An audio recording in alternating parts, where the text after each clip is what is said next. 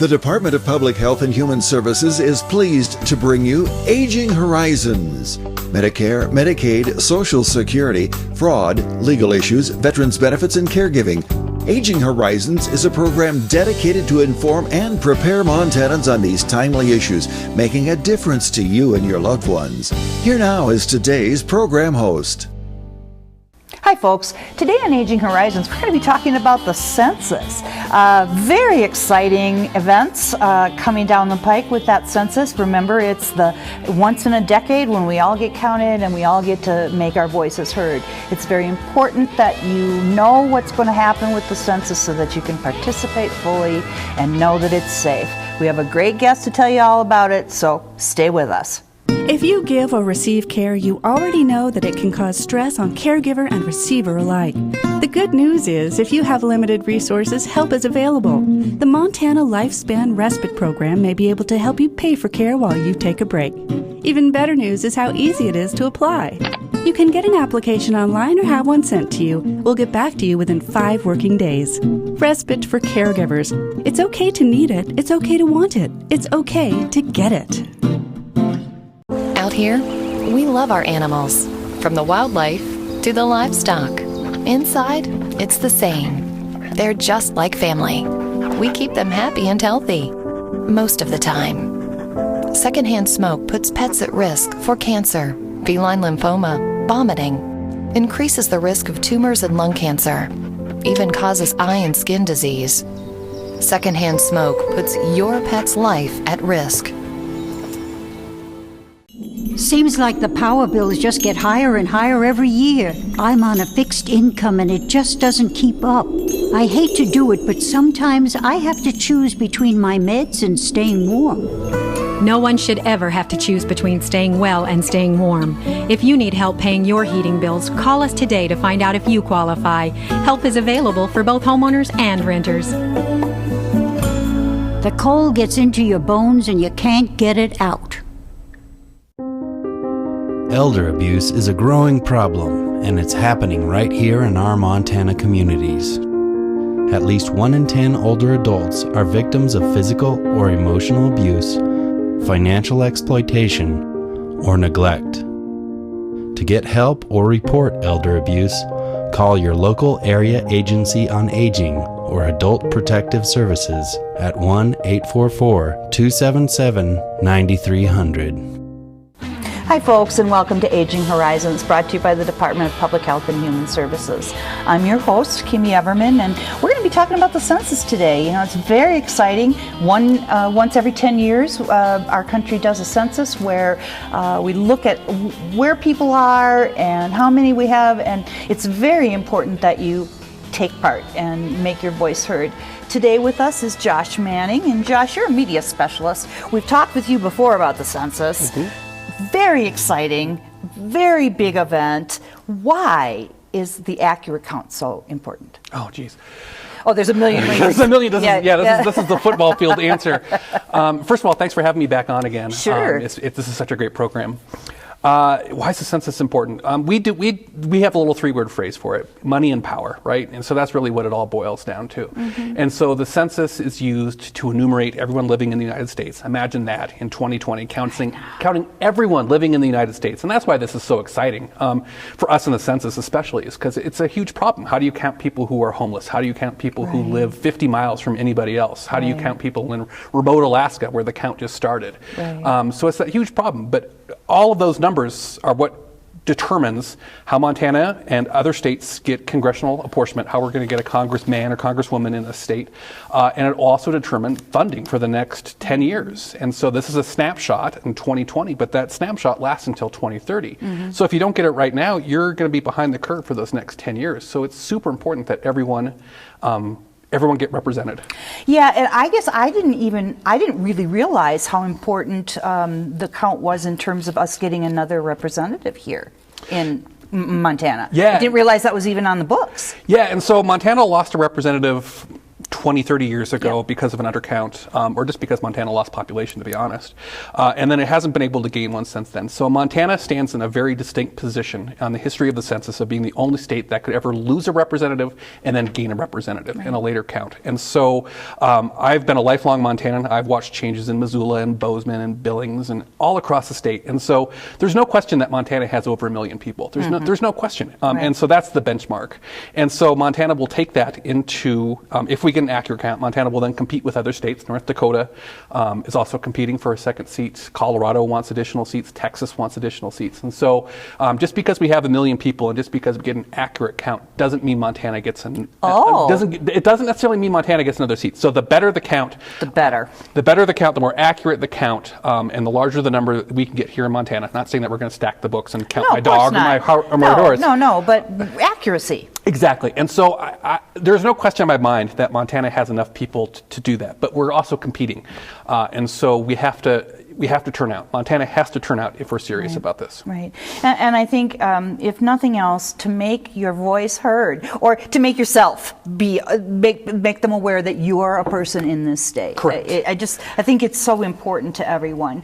Another place that I think is pretty important is census data is used to establish school districts and legislative districts and all kinds of things that are very important to our infrastructure as we go forward. Yes, and we talked about this a little bit last time. We talked about, so it funds Medicare, it funds those roads, but businesses also use census data to figure out if they're going to come somewhere else. So if you want that Olive Garden or that Red Lobster or something like that in your town, or if you just want to show, we've reached a point where we can get, additions to the mall or a new movie theater. Businesses look at that census data to determine where they're going to move. You're absolutely right. One time we asked at a Olive Garden, they come to Helena, and they told us the census didn't support That's it. right, and Missoula had the same thing. That's exactly what they told us. Missoula had the same thing. And so if you want, this sounds silly, but if you want, those new restaurants, if you want that new stuff, you have to get that count. And you have to show that your community is growing. And there's no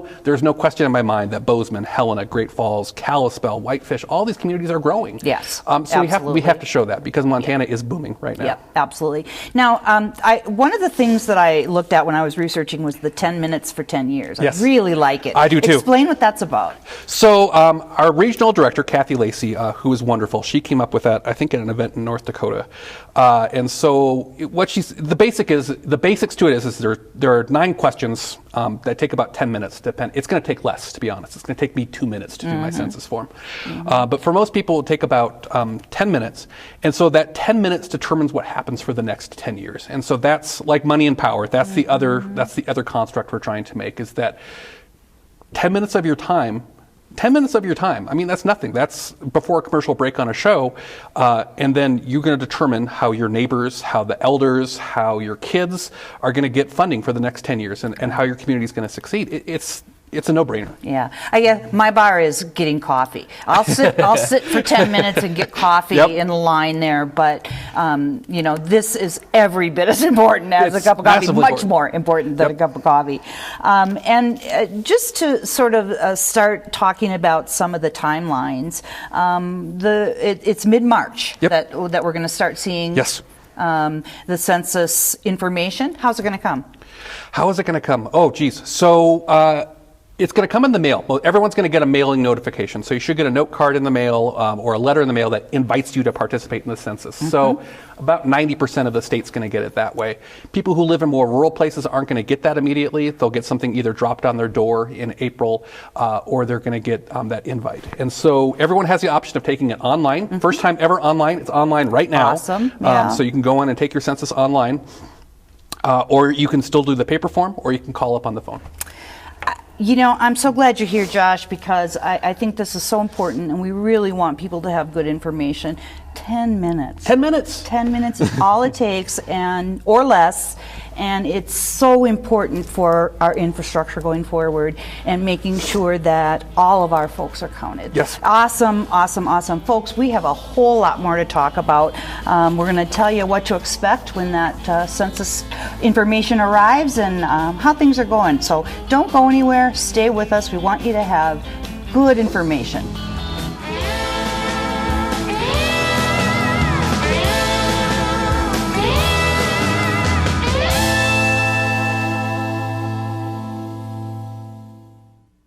I was angry and upset when the doctor told me I have diabetes. I just didn't want to deal with it, the needles and the diet restrictions. But after I started to learn about it, those feelings changed. I was at risk for a heart attack caused by high blood sugar.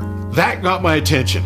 I started watching my diet and making sure I got enough exercise every day. I want to be around for my grandkids, and now that I know what to do, it seems like a small price to pay. Ask your doctor about diabetes education or visit montana211.org. I had a terrible fall in December, and I put a hole in my wall.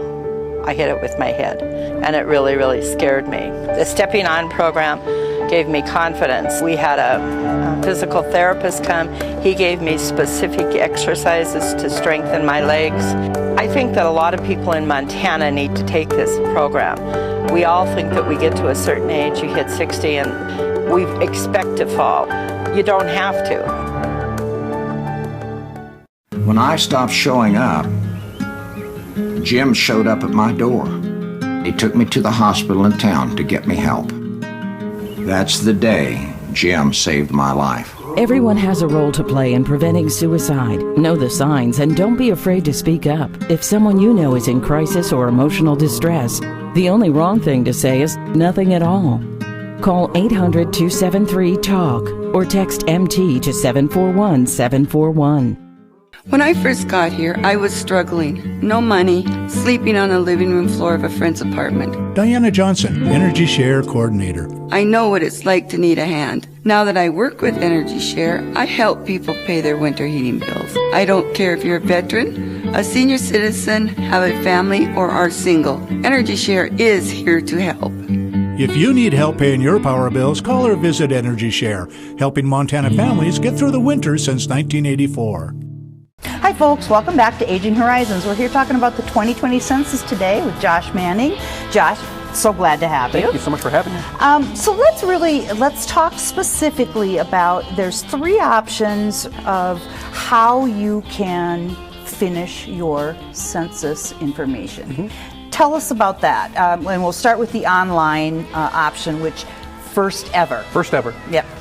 We're expecting about 2/3 of the nation, and it will depend, of course, on people's connectivity. But for everyone in like New York City is probably going to do their form online. Sure. So that'll skew the results. But yeah, about 2/3 of the nation is going to do the census online. I watched a demonstration. Only a few of us got to see it in San Antonio. It's super slick. It's really cool.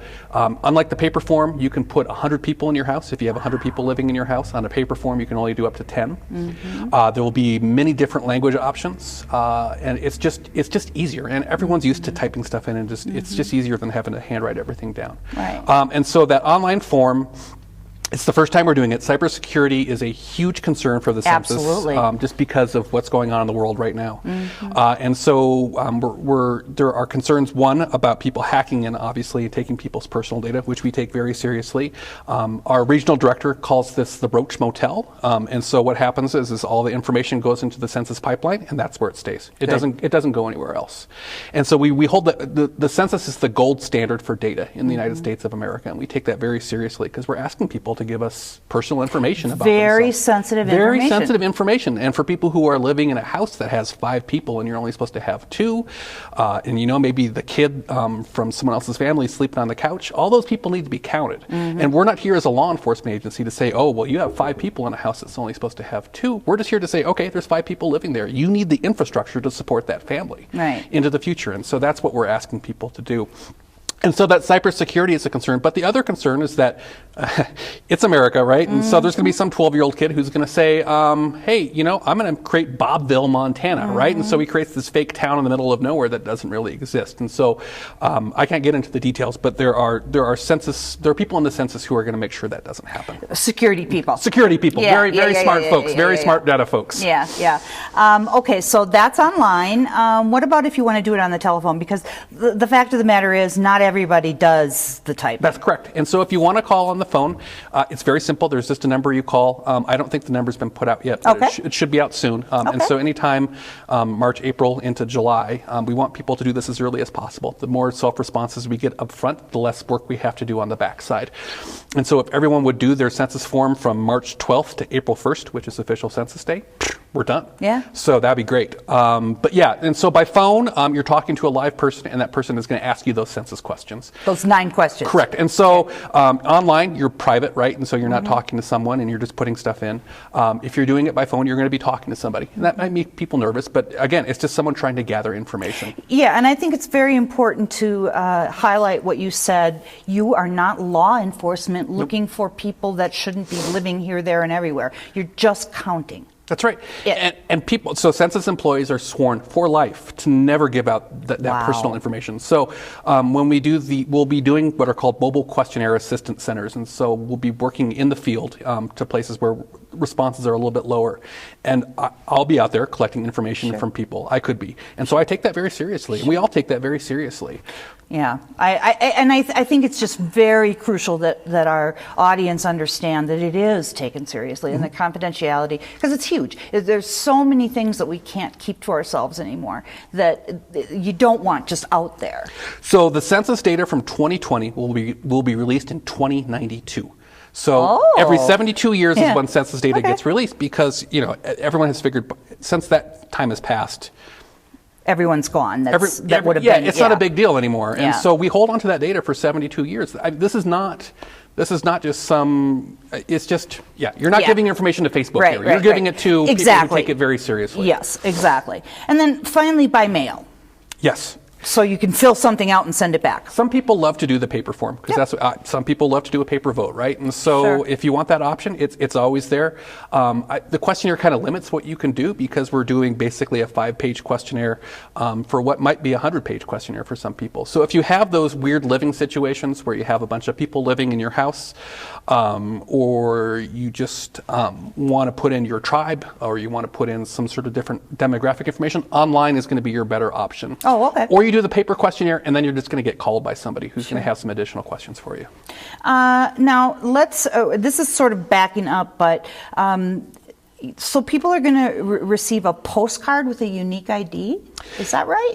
They should. So the postcard, I've seen the form that the postcard is on, or that the note is on, but because you can fill out by address online. So I can put in my address and I can fill out my census form. But ideally what they want everyone to do is to have a unique ID tied to them. Sure. So on the back end, when they're doing what we call quality control and making sure that everything checks out and that the right people filled out the right form who were supposed to, that unique ID, like a tax ID or a social security number, goes back to you and that house or that apartment. And so that's going to be the easier way for everyone to make sure that that data gets in securely and efficiently.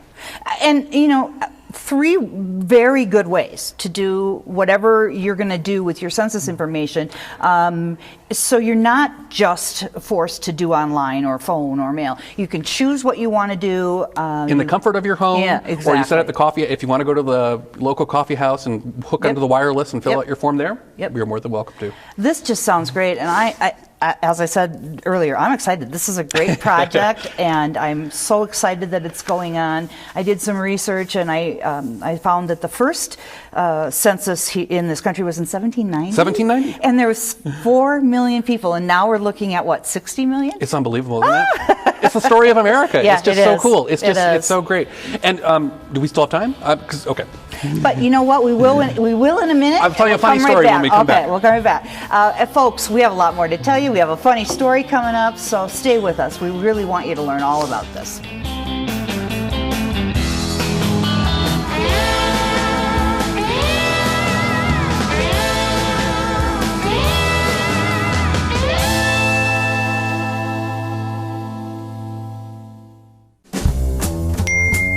Did you just text me? I didn't want to disturb you if you were sleeping. Sleeping? I'm sitting right next to you, silly. There you are. Hey, I found a couple of Medicare helping programs online that I think we ought to look into.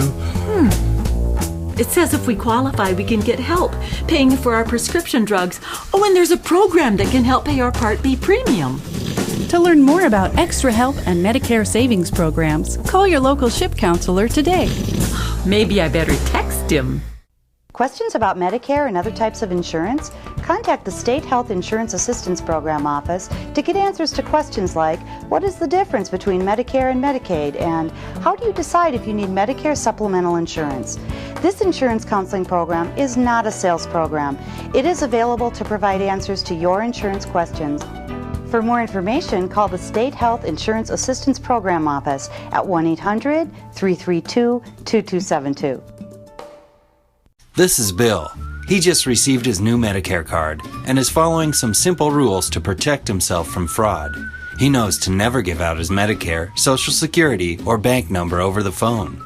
And this is Nancy. She knows that to detect any problems, she always reads her Medicare summary notice or Medicare Advantage EOB to make sure the billing is correct. Both Bill and Nancy know that anything suspicious can be reported to Montana SMP at 1-800-551-3191. Final call from flight 566. Hello, gentlemen. May I see your Montana Real IDs? IDs? Why, I'm Captain Meriwether Lewis. And I'm Captain William Clark. Hang on, I see more than one William Clark. It's the real me, I promise. Discover more at mtrealid.gov. Available now. Montana Real ID. It's the real me. And me. Hi everyone, welcome back to Aging Horizons, where we've been talking about the census, the 2020 census with Josh Manning. Josh, you said before we left that you have a kind of a funny story about census, and I'd like to hear it.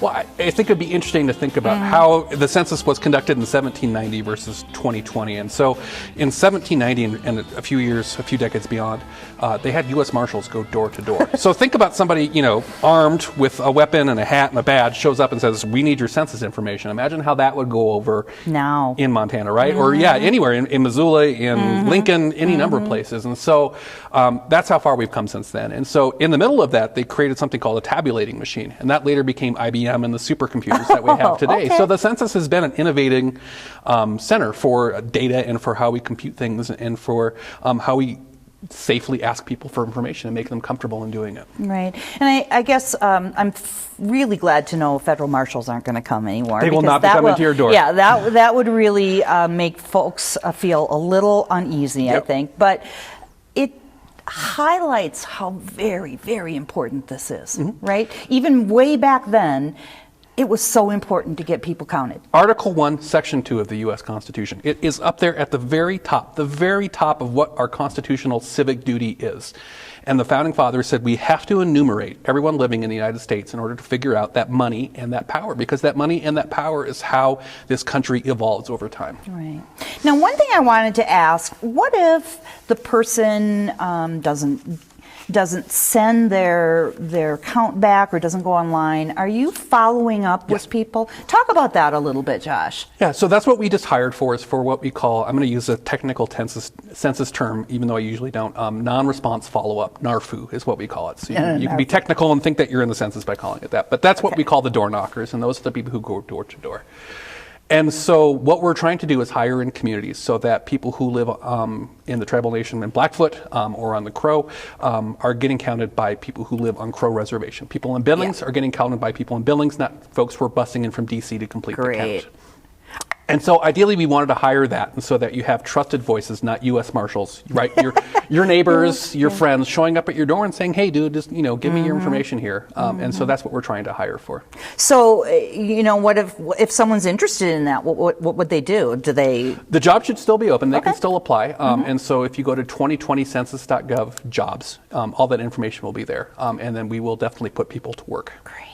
Well, and I really like the thought that people you might know even are going to show up, and not people that you feel suspicious of or anxious of why they've shown up or whatever.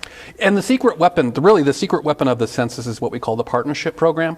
And so a lot of you don't see that. It's the work that's been going on really for the past couple years. And so it's building up what we call complete count committees within the state, within local communities, and having these partners who have been amazing. And so that I'm not the one out there giving out this information, it's the county commissioner or it's the United Way or something like that. And those partners have been amazing. And we have a great partnership with the state and the counties across Montana, and that is going to pay off dividends come the spring and summer. So when does this whole project wind up? What's the last, or does it just go on forever? Yeah, it starts again. We start 2030 as soon as this is over. So, so right now, everyone can do their forms online. So the census has begun. The census began actually in February when the first count happened in Alaska. Right. So it's a slow process, but now the engine really starts running. And so that will run through July. Okay. So July 31st is the day the census officially count ends. Okay. And that data starts getting collected and processed. So people need to fill out their forms before that time. Right. So the follow-up of folks that maybe don't do that, that's coming before July. Correct. Okay. So and let's say you didn't get your postcard or something like that. Yep. You are going to be followed up with, or you can go online. Correct. And check things out. Or call talk to your county commissioner and say, hey, I never got my census form. We're going to get you a census form if you haven't gotten one. Okay. Yeah, no, I think that's a great idea. Yeah. So I guess I'm interested in hearing, Josh, what do you think are the biggest pieces of this whole event of the 2020 census? You know, it's so important. It affects so many things. You know, what do you think? As we're coming into everyone filling out their census form, what we really need, what I need and what the Census Bureau needs is for everyone to make sure that their friends, their families, their neighbors have completed their census form, right? And so we have all these partners and we have media specialists and partnership specialists and we have all these quality control things, but what we really need is people on the ground to make sure that people are doing it because it's important. It is so important. And I just don't think people realize how important this is and how this forms the backbone of our society for the next 10 years. And so if you want to have nice things, if you want to have a second representative in Congress, if you just want to make sure that your Medicare funding is staying as it is or goes up, then you have to fill out that form, and it demands that everybody fills out their form. And so everyone needs to be accountable to this. It hasn't, not just me, not just you, but everyone. And, you know, we're talking 10 minutes or less. So it's not a big deal. And the other thing I wanted to say before we finish up today, or ask before we finish up today, is the folks that are the door knockers that you mentioned, they're going to come with identification and all that, so you're going to know whether this is a person who's on the up and up or not.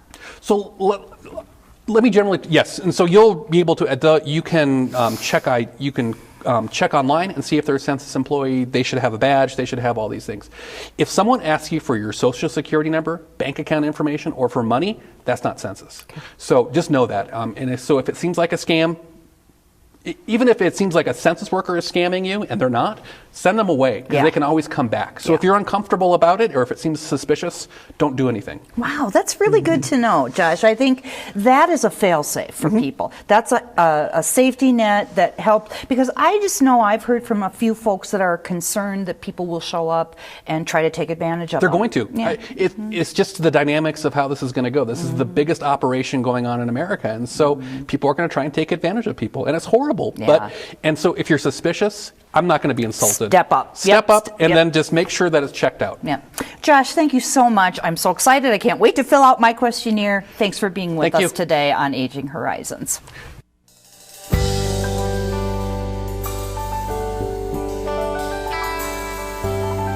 Special thanks to the Department of Public Health and Human Services for their continued support.